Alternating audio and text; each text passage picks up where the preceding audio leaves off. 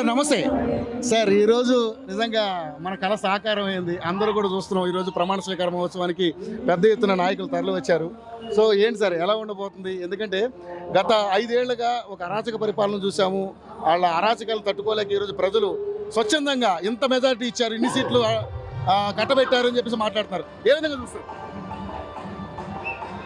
ఆంధ్ర రాష్ట్రంలో ఇన్ని సంవత్సరాల తర్వాత, ఆంధ్ర రాష్ట్రం పుట్టిన తర్వాత, మేము అప్పుడు పుట్టలా, మా తాతలు పుట్టారు, అంతమంది తెలీదు. కానీ ఇవాళ ఒక పండగ వాతావరణానికి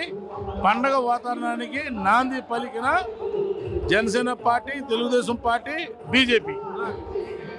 చాలామంది ఎన్నో రకాలుగా జగన్ పార్టీ వాళ్ళు అనుమానం పడ్డారు. కానీ ఏనాడు కూడా అనుమానం లేకుండా తీవ్ర స్థాయిలో మంచి మెజార్టీ ఇవ్వటం ఒక పండగ కాలంగా మేము పాటిస్తున్నాం. డెఫినెట్గా రాబోయే రోజుల్లో మంచి పరిపాలన అందిస్తాం.